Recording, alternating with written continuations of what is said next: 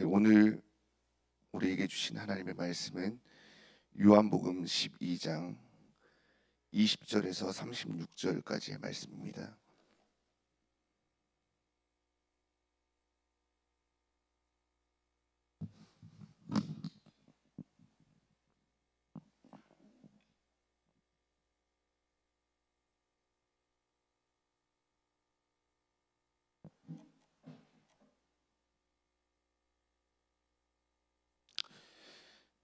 요한복음 12장 20절에서 36절까지의 말씀 한 목소리로 읽겠습니다. 명절에 예배하러 올라온 사람 중에 헬라인 몇이 있는데 그들이 갈릴리 벳세다 사람 빌립에게 가서 청하여 이르되 선생이여 우리가 예수를 배웁고자 하나이다 하니 빌립이 안드레에게 가서 말하고 안드레와 빌립이 예수께 가서 여쭈니 예수께서 대답하여 이르시되 인자가 영광을 얻을 때가 왔도다.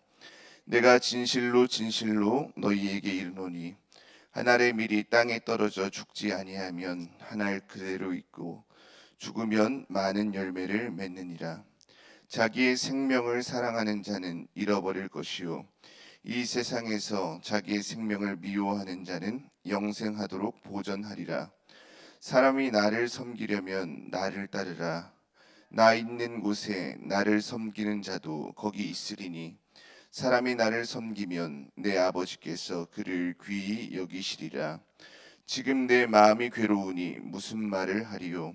아버지여 나를 구원하여 이 때를 면하게 하여 주옵소서. 그러나 내가 이를 위하여 이 때에 왔나이다. 아버지여 아버지의 이름을 영광스럽게 하옵소서 하시니 이에 하늘에서 소리가 나서 이르되 내가 이미 영광스럽게 하였고 또다시 영광스럽게 하리라 하시니 곁에 서서 들은 무리는 천둥이 울었다고도 하며 또 어떤 이들은 천사가 그에게 말하였다고도 하니 예수께서 대답하여 이르시되 이 소리가 난 것은 나를 위한 것이 아니요 너희를 위한 것이니라. 이제 이 세상에 대한 심판이 이르렀으니 이 세상의 임금이 쫓겨나리라. 내가 땅에서 들리면 모든 사람을 내게로 이끌겠노라 하시니 이렇게 말씀하심은 자기가 어떠한 죽음으로 죽을 것을 보이심이로라. 이에 무리가 대답하되 우리는 율법에서 그리스도가 영원히 계신다 함을 들었거늘 너는 어찌하여 인자가 들려야 하리라 하느냐. 이 인자는 누구냐. 예수께서 이르시되 아직 잠시 동안 빛이 너희 중에 있으니 빛이 있을 동안에 다녀 어둠에 붙잡히지 않게 하라. 어둠에 다니는 자는 그 가는 곳을 알지 못하느니라. 너희에게 아직 빛이 있을 동안에 빛을 믿으라. 그리하면 빛의 아들이 되리라. 아멘.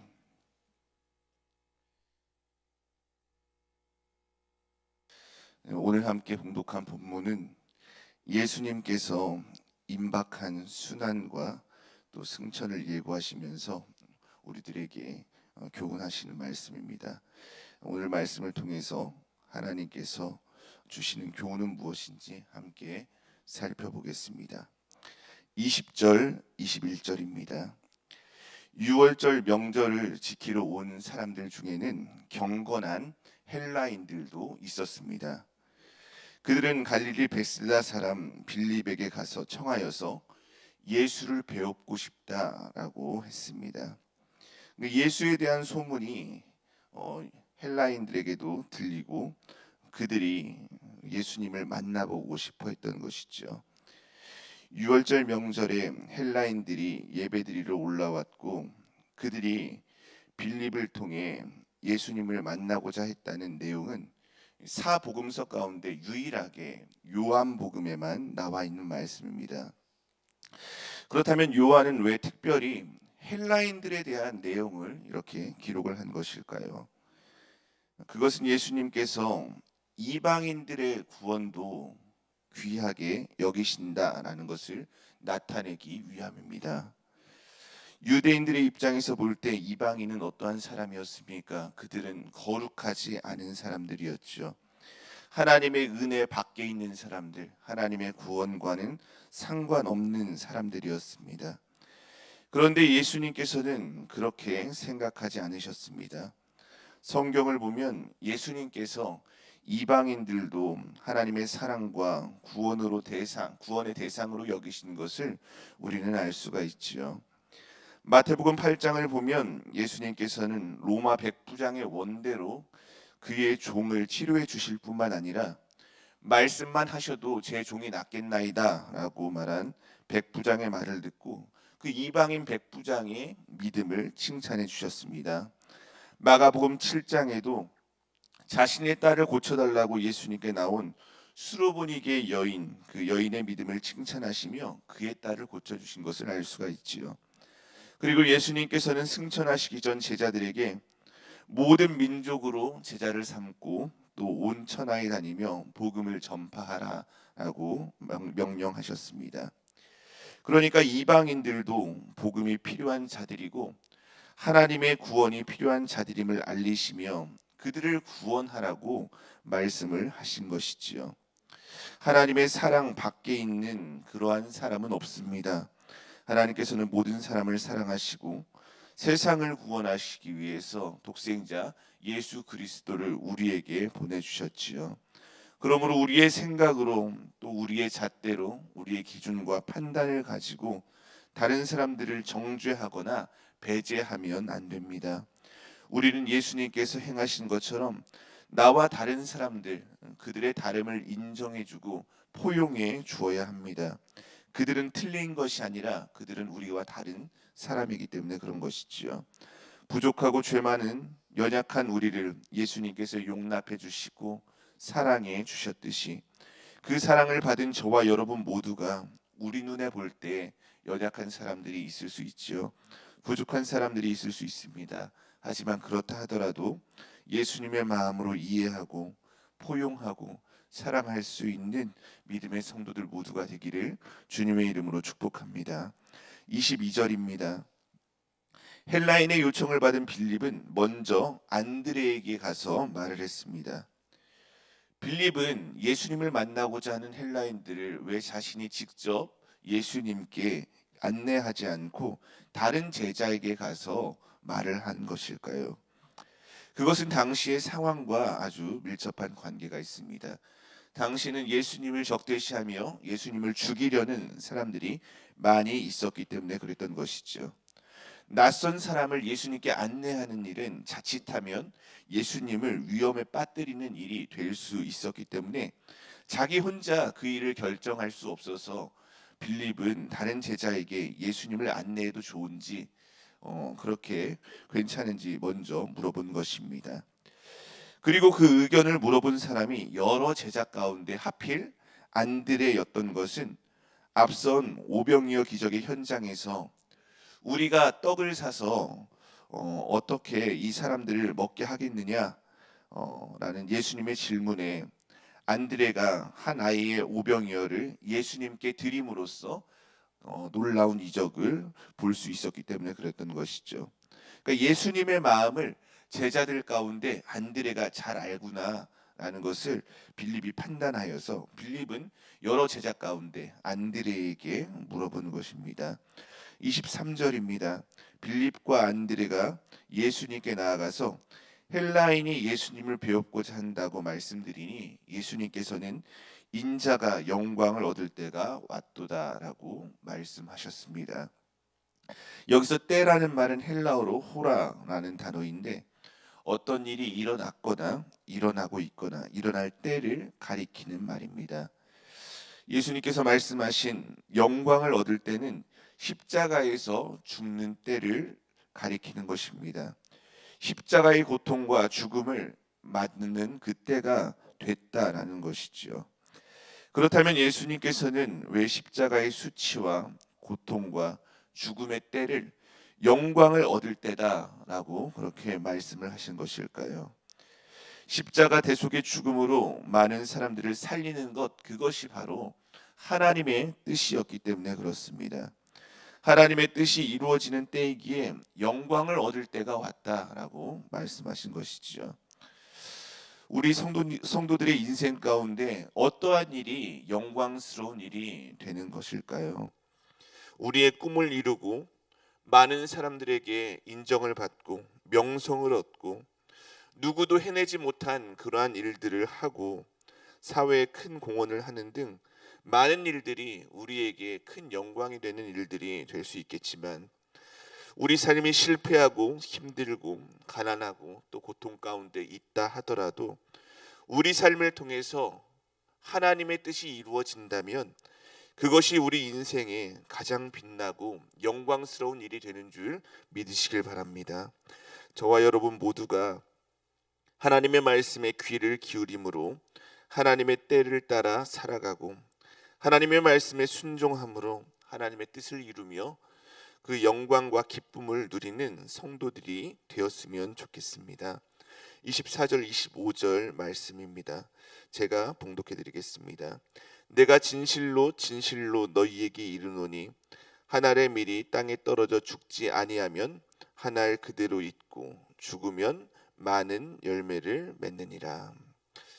예수님께서는 신적 권위를 가지고 어떠한 중요한 일을 선포하실 때 그때 당시에 사용하시던 관용구로 내가 진실로 진실로 너희에게 이르노니라고 말씀하셨습니다. 오늘 본문에서도 24절에서 26절까지 예수님께서 세상에 왜 오셨는지, 예수님의 죽음이 갖는 그 의미가 무엇인지 그 중요한 것들을 말씀하셨기 때문에 사람들의 관심을 집중시키기 위해서 내가 진실로 진실로 너희에게 이른다라고 말씀하신 것입니다. 예수님께서는 한 알의 밀이 땅에 떨어져 죽지 아니하면 한 알 그대로 있고 죽으면 많은 열매를 맺느니라 라고 말씀하십니다. 예수님의 십자가 죽음으로 많은 사람이 살게 되는 풍성한 구원이 이루어질 것이다 라는 것을 나타내신 것이지요. 예수님의 이 말씀은 예수님에게만 국한된 그러한 말씀이 아닙니다. 예수님을 따르는 모든 성도들과 교회에도 동일하게 적용이 되는 그러한 말씀이 되죠. 목회 데이터 연구소는 2050년이 되면 한국의 기독교 인구 비율이 11.9%까지 떨어질 것이다 라고 그러한 발표를 했습니다. 2024년 기독교 인구 비율이 16.2%인데 26년 후면 4.3%나 줄어들어서 현재 828만 명에서 560만 명으로 268만 명이나 기독교 인구가 감소하게 될 것이다, 그렇게 내다본 것이죠. 교회가 왜 생명력을 잃어가고 교회 성도들이 왜 줄어가는 것일까요? 그것은 여러 가지 이유가 있겠지만 가장 큰 이유는 바로 그리스도인들이 하나님의 말씀을 따라 살지 않아서 그렇기 때문이지요. 그리스도인 각자가 자신의 삶에서 자아를 죽이지 않고 살아가기 때문에 그렇습니다. 땅에 떨어져 죽어야 그것이 미랄이 되어서 많은 열매를 맺을 수 있는데, 스스로 죽지 않고 살려고 버티고 몸부림쳐서 그런 것이죠. 내가 죽지 않고 살려고 하고 자존심을 세우고 고집 피우고 자신의 뜻을 내세우니까 복음이 생명력을 잃고 교회의 성도들이 차츰차츰 줄어드는 것입니다. 그렇다면 교회가 다시 생명력을 회복하려면 어떻게 해야 합니까? 다시 많은 영혼들을 살리는 구원의 방주 역할을 감당하려면 우리 교회가 어떻게 해야 할까요? 그것은 말씀으로 돌아가는 방법밖에 없습니다. 예수님의 말씀처럼 우리 성도 한 사람 한 사람이 미랄이 되어서 땅에 떨어져 죽어야 하는 것이죠. 그래야 생명력을 회복하고 많은 열매를 맺을 수 있습니다. 성도가 죽는 것은 무엇을 말하는 것입니까? 그것은 세상의 욕심과 정욕, 이기심을 십자가에 못 박고 예수님의 모습으로 예수님을 닮아 살아가는 것을 의미하는 것이지요. 예수님처럼 생명을 살리고 살아가는 삶을 사는 것입니다. 나의 자아를 죽이고 예수 그리스도로 살아가고 성령으로 옷 입는 것이지요. 우리가 그렇게 하늘의 미랄이 되어서 땅에 떨어져 죽고 예수로 살아가게 될 때 교회는 다시 생명력 있게 되고 많은 영혼들이 다시 하나님께로 돌아오게 될 것입니다. 저와 여러분 모두가 예수님의 말씀처럼 자신을 죽임으로 많은 열매를 맺는 한 알의 미랄들이 되었으면 좋겠습니다. 25절입니다. 예수님께서는 역설적인 말씀을 하셨습니다. 자기의 생명을 사랑하는 자는 잃어버릴 것이고 이 세상에서 자기의 생명을 미워하는 자는 영생하도록 보존된다라는 말씀입니다. 생즉사 사즉생이라는 것이지요. 이 말씀은 앞의 말씀과 연결을 해서 이해를 해야 합니다. 자신을 죽이지 않고 사는 사람은 열매를 맺지 못할 뿐만 아니라 자신의 생명도 잃게 되지만, 자아를 죽이고 예수로 살아가는 사람들은 많은 열매를 맺을 뿐만 아니라 자신도 영생하게 된다라는 말씀입니다. 그러면서 예수님께서는 제자들에게 26절에 나를 따르라라고 말씀하시며 예수님을 따를 것을 촉구하셨습니다. 우리는 어떻게 해야 예수님을 따를 수 있습니까? 억지로는 예수님을 따를 수가 없지요. 억지로 예수님을 따르는 사람은 한두 번 교회를 다니며 신앙생활을 할 수 있겠지만 고난이 오고 시련이 오면 금방 따르는 것을 포기하고 말 것입니다. 예수님을 온전히 따르려면 예수님을 구세주로 믿는 수밖에 없습니다. 믿어야지 예수님을 끝까지 따를 수 있습니다. 예수님께서 나를 따르라 라고 말씀하신 것은 예수님을 구세주로 믿고 따르라 라는 말과 다른 말이 아닙니다. 저와 여러분 모두가 예수님을 진심으로 잘 믿음으로 예수님을 잘 따라 살아가는 성도들이 되기를 소망합니다. 예수님께서 어디로 가든지 예수님을 따르는 사람들, 예수님께서 무엇을 말씀하시든지 그 말씀대로 행하는 믿음의 성도들이 되기를 소망합니다. 27절 28절입니다. 예수님께서는 십자가 죽음을 앞두고 죽음의 의미와 관련된 교훈을 주시면서 십자가로 인해 마음이 괴로우셨습니다. 여기서 괴로우니라는 말은 헬라어 원어로 보면 타라소라는 말입니다. 불안해하다, 흔들리다, 혼란케 하다라는 의미입니다. 인간의 몸을 입고 오신 예수님께서 인간들과 똑같이 동일하게 고통을 느끼셨기 때문에 다가오는 십자가의 고통과 죽음으로 인해서 불안해하고 괴로워하셨던 것이지요. 예수님께서는 나를 구원하여 이 때를 면하게 하여 주옵소서라고 하나님께 기도하셨습니다. 예수님의 이 말을 통해 십자가가 예수님께 얼마나 큰 고통과 두려움으로 다가왔는지 우리는 알 수가 있지요. 그런데 예수님께서는 바로 이어서 이렇게 기도하셨습니다. 그러나 내가 이를 위하여 이때에 왔나이다. 아버지여, 아버지의 이름을 영광스럽게 하옵소서. 인간으로서 감당해야 하는 고통이 너무도 크고 두렵지만 예수님께서는 자신의 사명을 알고 계셨기 때문에 하나님의 뜻을 따를 수 있도록, 그래서 하나님의 영광이 나타나도록 하나님께 간절히 기도하신 것입니다. 신앙생활은 참 쉬운 것이 아니지요. 신앙생활은 아름다운 꽃길을 걷는 것이 아닙니다. 콧노래를 부르면서 신나게 갈 수 있는 그런 것이 아니지요. 내 자아와 하나님의 영광 사이에서 수없이 고뇌하고 또 흔들리면서 참된 길을 더듬으면서 찾아가는 것, 그것이 바로 신앙생활인 것 같습니다.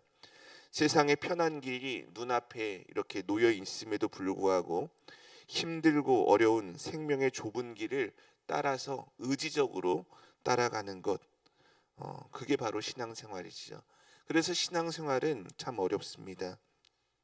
하지만 오늘 본문의 예수님처럼 깊은 고뇌를 통해 바른 길을 결단하고 참된 길을 걸어가면 어떻게 됩니까? 우리는 반드시 우리 인생에서 가장 큰 복을 누리게 됨을 믿으시길 바랍니다. 하나님의 영광을 나타내는 삶을 살 수 있게 되는 것이지요. 우리들의 마음이 이리저리 흔들리며 괴로운 상황 속에서도 진리를 쫓아 바른 길을 찾아가는 성도들이 되었으면 좋겠습니다. 그래서 우리의 삶을 통해서 하나님의 영광이 나타나기를 소망합니다. 예수님께서 하나님께 기도하시자 하나님께서는 하늘에서 내가 이미 영광스럽게 하였고 또다시 영광스럽게 하리라라고 말씀하셨습니다. 이미 예수님께서 행하신 일들을 통해 영광을 받으셨고 또한 예수님을 통해 십자가 대속의 일을 이루시고 영광을 받으시겠다라는 뜻이지요.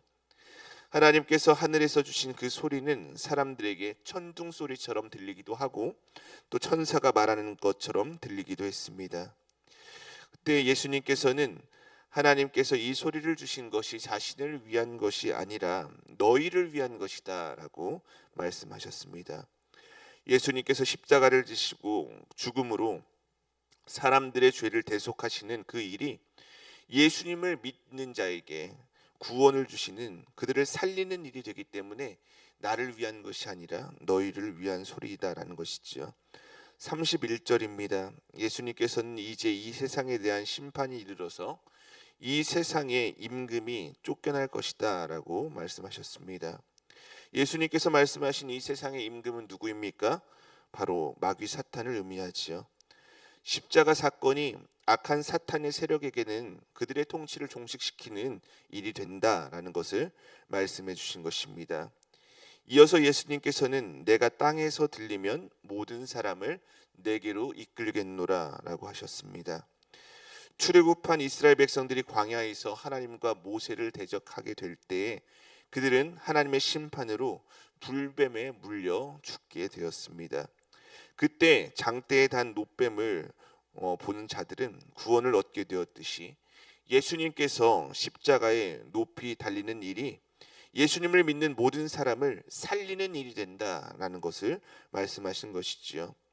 예수님께서는 이 말씀을 통해 자신이 어떠한 죽음으로 죽을 것을 보여주셨습니다. 그때 예수님의 말을 들은 많은 사람들은 율법에서는 그리스도가 영원히 계신다고 했는데 너는 어찌하여 인자가 들려야 하리라라고 말하냐며 인자가 누구냐라고 예수님께 따져 묻고 있습니다.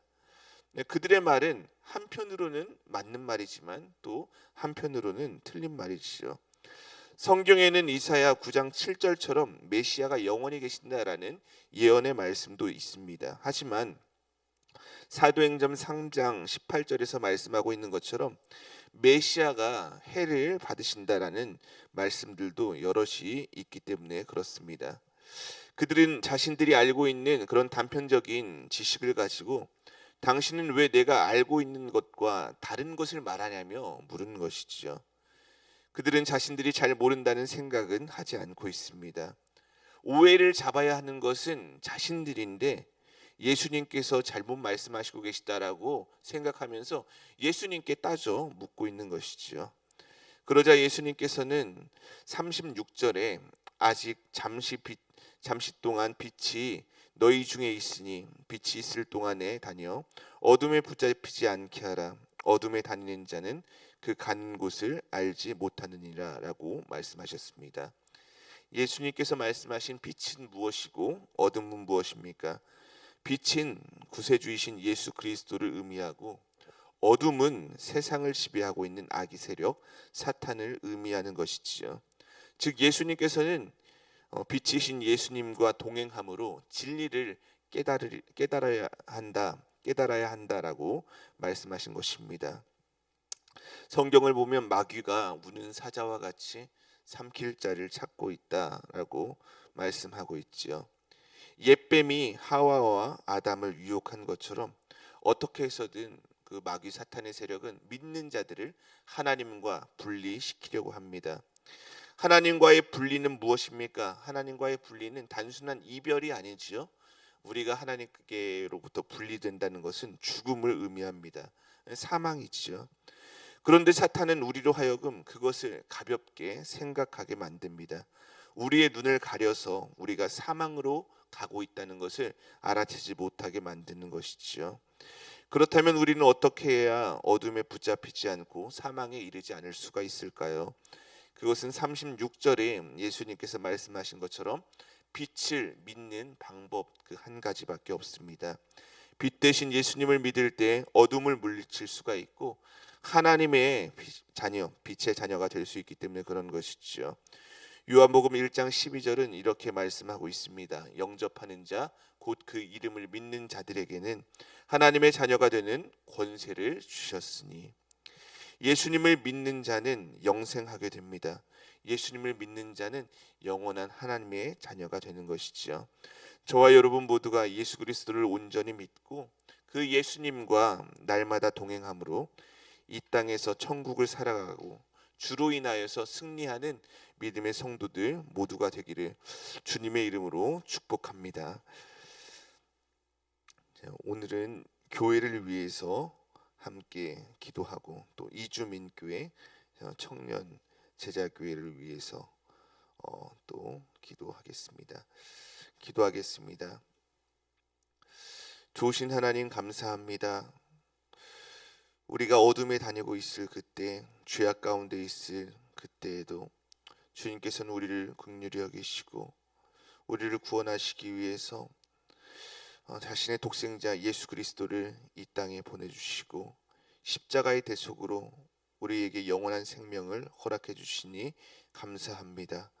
하나님의 그 사랑을, 예수님의 그 사랑과 헌신, 희생을 우리가 잊지 않고 날마다 그 사랑을 믿으며 믿음 가운데 살아가는 저희들 모두가 될 수 있도록 인도하여 주시옵소서. 우리의 무지로 인하여서 하나님을 오해할 때가 있습니다. 우리가 잘못 알고 하나님의 말씀을 모르고 살고 있는데도 우리는 왜 하나님께 왜 그러냐며 따지고 하나님께 소리를 낼 때가 있죠. 하나님, 어리석은 우리들, 무지한 저희들을 긍휼히 여겨 주옵소서.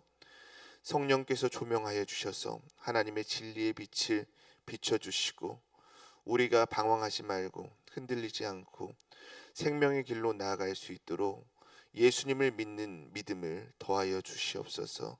그 믿음을 붙들고 오늘도 힘든 신앙생활이지만 한 걸음 한 걸음 주님의 손을 붙잡고 생명의 길로, 좁은 길로, 좁은 문으로 잘 나아가서 하나님의 기쁨이 되는 저희들 모두가 될 수 있도록 인도하여 주시옵소서. 하나님, 우리 예운교회를 기억하여 주옵소서. 예운교회가 선교사들의 교회가 되게 하여 주옵소서. 세상에서 많은 힘을 잃은 자들, 소망이 없는 자들, 낙심하고 아파하는 많은 사람들에게 예수 그리스도의 소망을 나타내는, 예수 그리스도를 알리어 그들로 힘과 위로를 얻게 하고 생명을 얻게 하는 그러한 생명의 공동체가 될 수 있도록 인도하여 주옵소서. 그들이 쉴 수 있는 그루터기가 되게 하시고 그들이 정말 소망을 얻을 수 있는 참 소망의 나침반이 될 수 있도록 우리 예운교회를 사용하여 주시옵소서. 우리 예운교회 성도들, 많은 성도들이 일터에서 일을 하고 있을 때 하나님께서 그 일터가 선교지가 되게 하시고 그곳을 통하여서 많은 영혼들이 하나님을 발견하고 하나님을 알게 되고 믿게 될 수 있도록 구원의 은혜를 덧입혀 주시옵소서. 오늘 한 날도 하루의 삶 가운데 하나님의 영광이 나타날 줄로 믿으며 예수 그리스도의 이름으로 기도드리옵나이다. 아멘.